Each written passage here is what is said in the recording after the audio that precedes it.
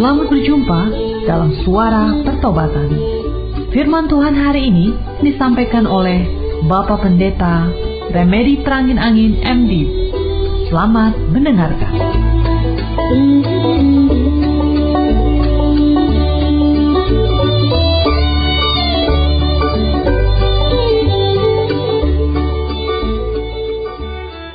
Terima kasih Tuhan Yesus, Engkau sudah mempersatukan kami kembali dalam persekutuan lewat udara. Kehadiran-Mu dalam Roh-Mu yang kudus membuat si iblis tidak berdaya sama sekali mengganggu konsentrasi kami, dan kami semua bisa menikmati, mendapat berkat dari firman-Mu. Khususnya hari ini, kami rindu Tuhan mendapatkan pencerahan dari kejadian-kejadian yang penting yang terjadi dalam masyarakat kami. Beri kami pemahaman dan pengertian tentang apa yang sedang terjadi di dunia ini dan bagaimana kami menghadapinya, dan apa pula yang bisa kami tarik manfaatnya untuk kehidupan pribadi, keluarga, dan masyarakat kami. Terpujilah nama-Mu dari kekal sampai kekal. Haleluya, haleluya, amin.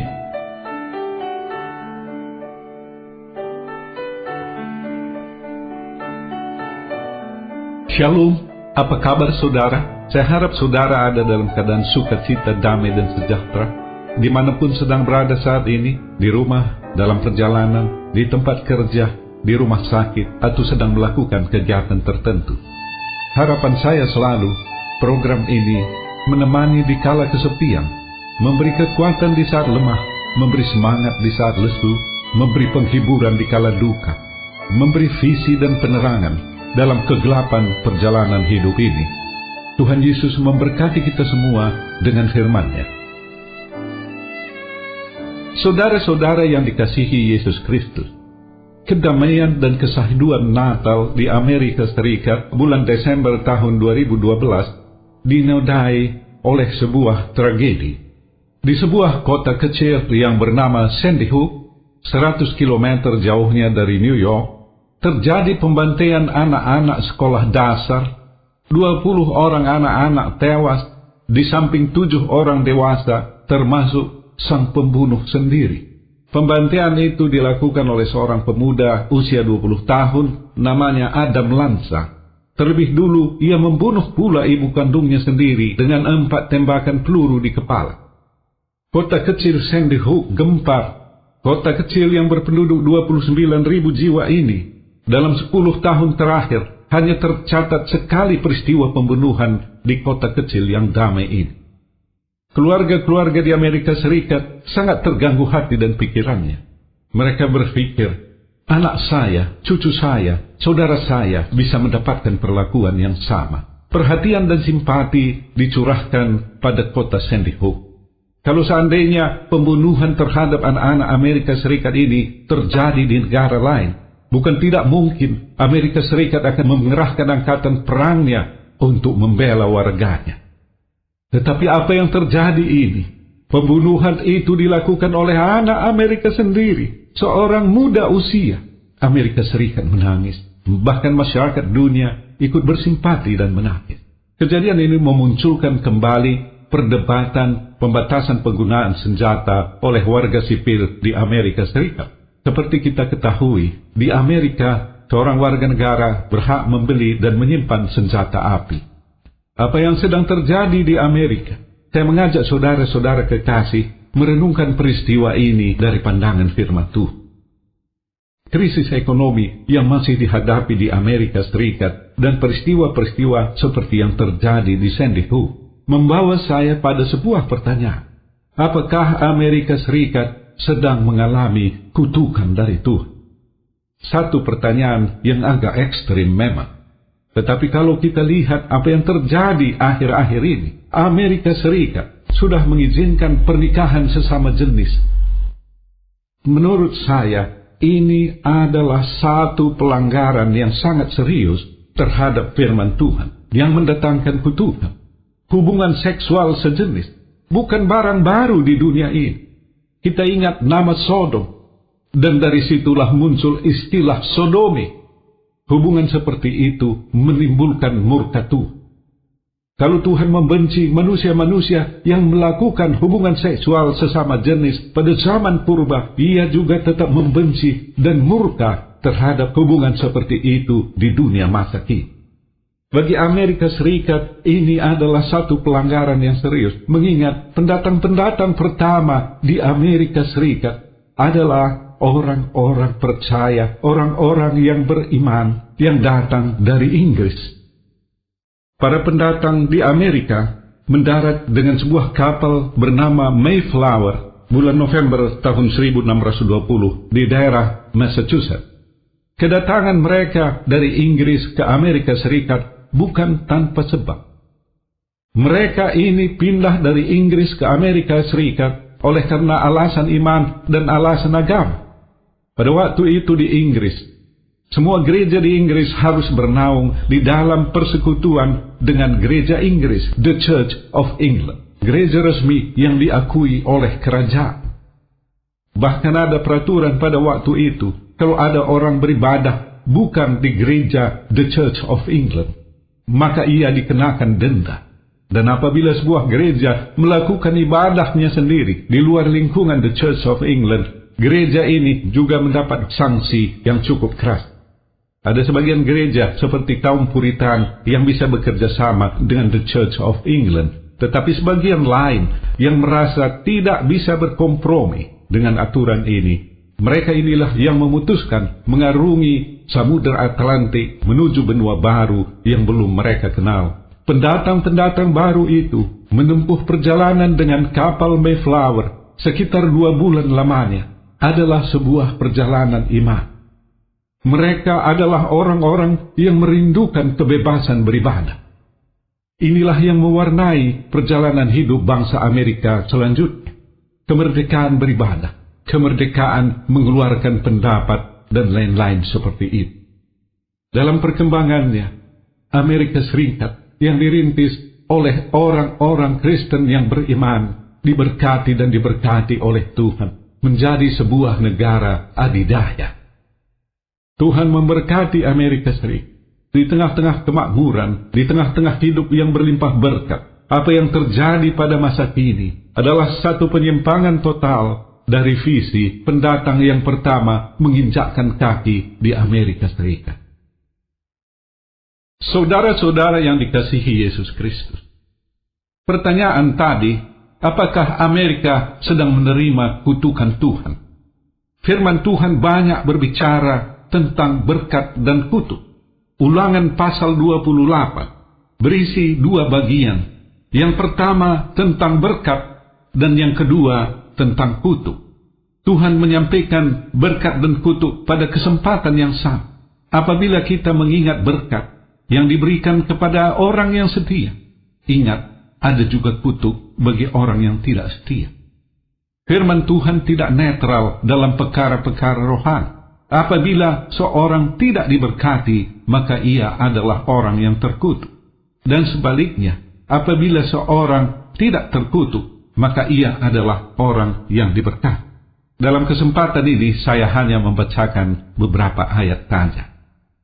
Ulangan 28 ayat 1 tentang berkat, Musa menyampaikan kepada umat Israel, "Jika engkau baik-baik mendengarkan suara Tuhan, Allahmu, dan melakukan dengan setia segala perintahnya yang kusampaikan kepadamu pada hari ini, maka Tuhan Allahmu akan mengangkat engkau di atas segala bangsa di bumi." Kalau kita baca ayat-ayat selanjutnya, maka berkat ini meliputi berbagai dimensi kehidupan manusia, tentang kesejahteraan, tentang keamanan, tentang sukacita, damai, dan sejahtera. Tetapi sebaliknya, dalam ayat 15 tertulis, "Tetapi jika engkau tidak mendengarkan suara Tuhan Allahmu dan tidak melakukan dengan setia segala perintah dan ketetapannya yang kusampaikan kepadamu pada hari ini, maka segala kutuk ini akan datang kepadamu dan mencapai engkau." Dan ayat-ayat selanjutnya, di sana ada kutukan dalam semua dimensi kehidupan manusia. Di sana tidak ada keamanan, tidak ada sukacita, damai, dan sejahtera. Hukum berkat kutuk ini berulang-ulang disampaikan oleh Tuhan melalui para nabi kepada umat Israel. Orang yang setia kepada Tuhan, yang melakukan firman-Nya, diberkati. Sebaliknya, orang yang tidak setia, yang tidak menuruti firman Tuhan, terkutuk. Hukum berkat yang disampaikan oleh Tuhan memang benar-benar dapat kita lihat dalam sejarah perjalanan umat Israel. Yosua mengumpulkan pemimpin-pemimpin umat Israel dan mengikrarkan pembaharuan iman di kota Sikem. Pada waktu usianya sudah menjadi tua, ia sadar bahwa tidak lama lagi ia akan kembali ke pangkuan Bapa di sorga. Yosua melihat gejala ketika umat Israel sudah masuk ke tanah perjanjian, tanah Kanaan. Mereka menikmati gandum yang tidak mereka tanam sendiri. Mereka menikmati susu dan madu. Sejalan dengan kemakmuran dan berkat yang mereka terima, ternyata bangsa ini mulai menyimpang. Mereka kawin-mengawinkan dengan orang-orang yang tidak seiman. Bukan saja sebatas itu, mereka juga menyembah ilah-ilah bangsa asing itu. Sesudah Yosua meninggal, umat Israel tidak tetap pada ikrar yang sudah disampaikannya.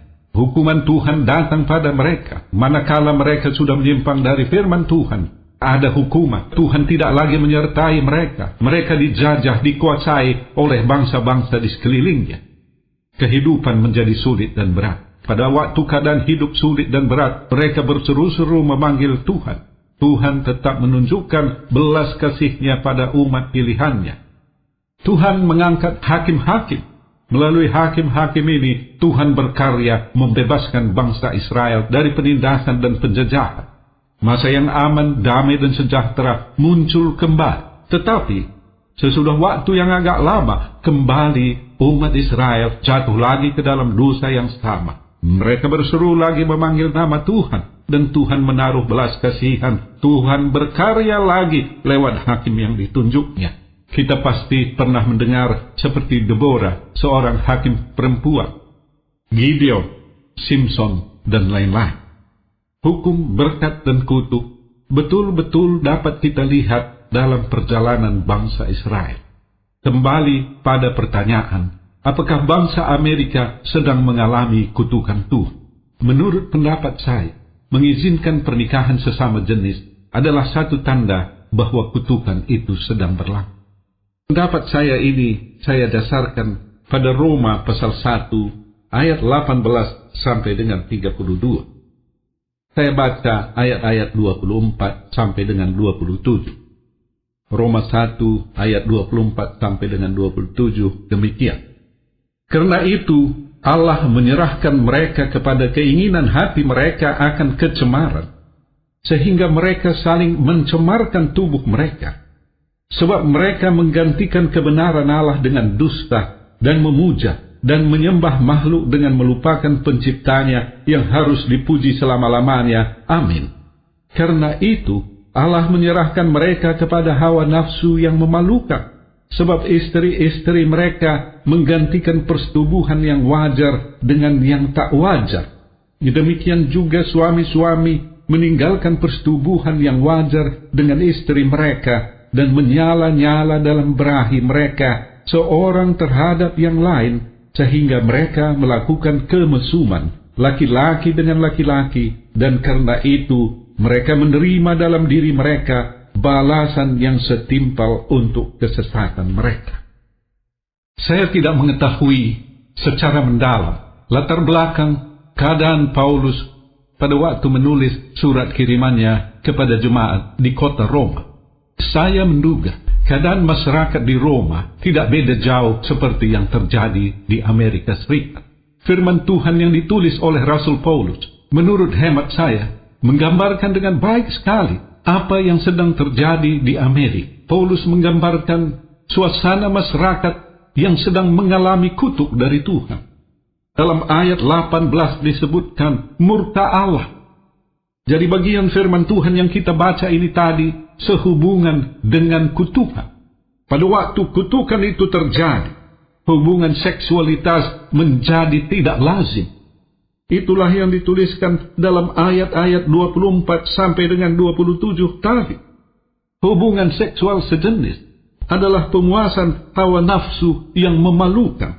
Demikian ditulis oleh Paulus pada ayat 26. Semua ini terjadi karena kedaulatan Tuhan, kemuliaan Tuhan, keagungan Tuhan tidak lagi dihormati oleh manusia.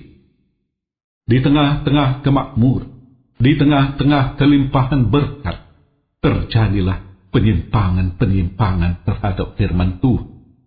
Kalau Amerika sedang berada dalam kutukan Tuhan, apakah ada jalan keluar dari masalah ini? Ada. Pertobatan. Sekali lagi pertobatan. Diperlukan satu pertobatan secara menyeluruh. Katakanlah pertobatan nasional di Amerika Serikat. Pada tanggal 9 Mei 1798, Presiden John Adams menghimbau 1 hari berpuasa bagi seluruh rakyat Amerika Serikat untuk memohon pertolongan dari Tuhan. Hal yang sama dilakukan oleh Presiden Abraham Lincoln pada tanggal 30 Maret 1863. Dengan pandangan Amerika yang semakin sekuler, pengumuman doa puasa tampaknya tidak mungkin. Tetapi Tuhan tetap bisa berkarya walaupun hal itu tidak mungkin. Banyak orang-orang percaya di Amerika dan juga di seluruh dunia, dan kita juga di Indonesia, perlu berdoa agar Tuhan berbelas kasihan terhadap rakyat dan bangsa Amerika. Belas kasihan Tuhan inilah satu-satunya yang bisa menyelamatkan bangsa Amerika. Mungkin ada di antara kita yang bertanya, apa hubungannya dengan kami yang ada di Indonesia? Apa hubungannya dengan saya, dengan keluarga saya? Saudara, perkembangan yang terjadi di Amerika Serikat menjalar ke daerah-daerah lain. Bukan hanya masyarakat sekuler, tetapi juga gereja-gereja. Sudah ada gereja-gereja yang menyetujui pernikahan sejenis ini. Baru-baru ini saya ada membaca tulisan dari seorang hamba Tuhan dari United Methodist Church, sebuah denominasi gereja metodis yang besar di Amerika Serikat. Dia meminta kepada teman-temannya untuk tetap mempertahankan kemurnian ajaran gereja, tidak mengizinkan pernikahan sejenis di gerejanya. Ia mengatakan bahwa dalam rapat tahunannya, gagasan-gagasan itu sudah muncul. Berarti sudah ada pejabat-pejabat gereja yang mengusulkan agar pernikahan sejenis diizinkan. Kalau gereja sebagai benteng pertahanan moral sudah runtuh, betapa mengerikannya situasi yang akan terjadi. Kalau di Amerika pernikahan sejenis diizinkan, tidak sulit membayangkannya negara-negara Eropa yang sudah maju akan mengikutinya, dan dari sana akan berkembang ke negara-negara lain. Pada waktunya nanti, mungkin pada pergantian generasi, hal seperti ini bisa sampai juga di Indonesia. Di luar dari legalitas, sebenarnya di mana-mana di dunia ini, juga di Indonesia, hubungan seksual sejenis ini sudah terjadi. Sebagai umat Kristiani, apa yang kita bisa lakukan? Saya kira jawabannya, kembali ke Alkitab, kembali ke Injil. Dalam konteks kehidupan bermasyarakat, dalam fungsi dan pekerjaan kita, mencegah diizinkannya pernikahan sejenis di masa yang akan datang. Hal ini adalah antisipasi jangka panjang, tetapi hal jangka pendek yang mendesak. Bukan tidak mungkin, di lingkungan keluarga kita, hubungan seksual menyimpang itu telah terjadi. Oleh karena itu kita perlu berhati-hati. Para suami perlu berhati-hati. Para istri perlu berhati-hati. Anak-anak muda perlu berhati-hati. Anak-anak remaja perlu berhati-hati. Kemajuan ilmu pengetahuan dan teknologi, internet, Facebook, Twitter, besar manfaatnya apabila dipergunakan dengan baik. Tetapi besar pula kemungkinan sarana komunikasi sosial ini dipergunakan oleh si iblis untuk merusak moral masyarakat.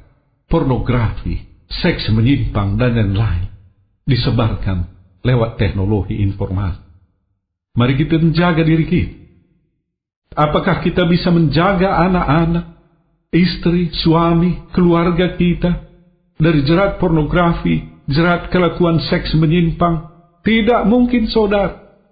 Hal ini bukanlah sesuatu peperangan jasmani. Ini adalah peperangan rohani.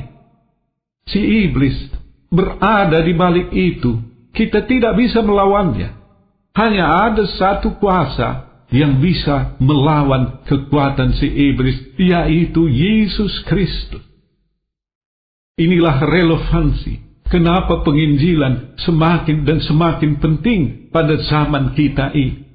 Di tengah-tengah kekayaan yang semakin besar, berkat yang semakin melimpah, Amerika berjalan menyimpang. Diberkati di tanah perjanjian, mereka menyimpang menyembah ilah-ilah lain. Kita perlu juga hati-hati apabila kita sudah menerima berkat Tuhan yang semakin berlimpah di dalam hidup kita, kekayaan yang semakin bertambah banyak. Hati-hati agar kita tidak berjalan menyimpang dari firman Tuhan. Semakin diberkati, tetapi semakin menjauh dari Tuhan. Kelihatan seolah bertentangan, tapi banyak sekali kejadian seperti itu. Apabila keluarga muda berdoa untuk boleh mendapatkan anugerah anak di tengah-tengah keluarga, ketika Tuhan memberikannya, mereka semakin jarang pergi beribadah, semakin jarang mengikuti persekutuan keluarga, dengan alasan tidak bisa meninggalkan anak di rumah. Sesuatu yang bertentangan. Seolah berkat Tuhan membuat kita semakin menjauh dari Tuhan. Pada waktu kita belum dapat pekerjaan, kita berdoa kepada Tuhan untuk mendapatkan sebuah pekerjaan. Ketika Tuhan sudah memberikan pekerjaan yang baik, kita menggunakannya sebagai alasan sibuk bekerja sehingga tidak bisa hadir di gereja dan dalam persekutuan-persekutuan. Suatu hal yang bertentangan. Berkat Tuhan menjauhkan kita dari Tuhan.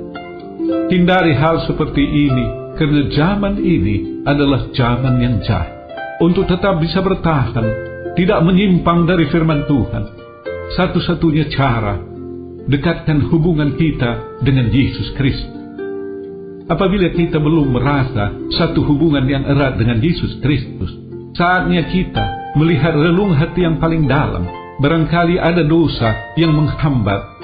Pada saat kita menyadarinya, segera minta ampun, bertobat kepada Tuhan. Maka Ia akan mengaruniakan Roh-Nya yang kudus tinggal di dalam hati kita. Kita hidup dalam sukacita, damai dan sejahtera. Tuhan Yesus memberkati kita semua berlimpah-limpah.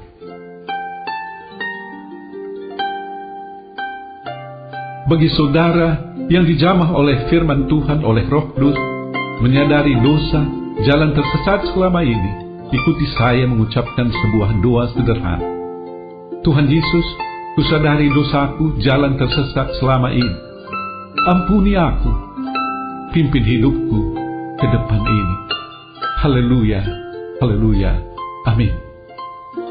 Bagi saudara yang sakit, tolong tumpangkan tangan pada bagian tubuh yang sakit. Saya akan berdoa untuk saudara. Tuhan Yesus, sesuai dengan firman-Mu, pada waktu Injil diberitakan, ada kuasa dan mujizat termasuk penyembuhan. Sembuhkanlah saudara-saudara yang sedang sakit, yang sedang mendengarkan siaran ini. Haleluya, haleluya, amin.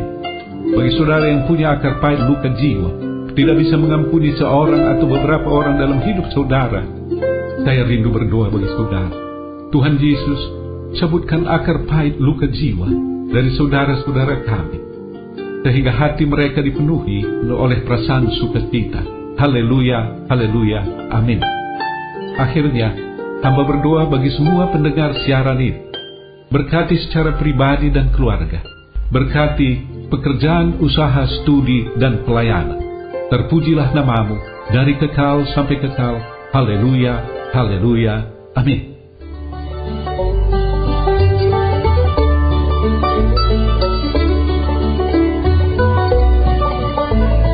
Kita sudah mendengarkan firman Tuhan yang disampaikan oleh Bapak Pendeta Remedi Prangin Angin MD.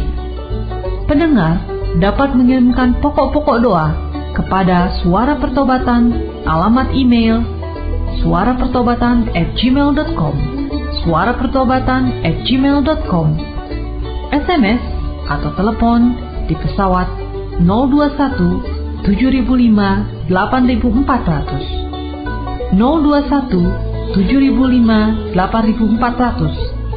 Sampai jumpa pekan depan pada hari dan jam yang sama. Tuhan Yesus memberkati.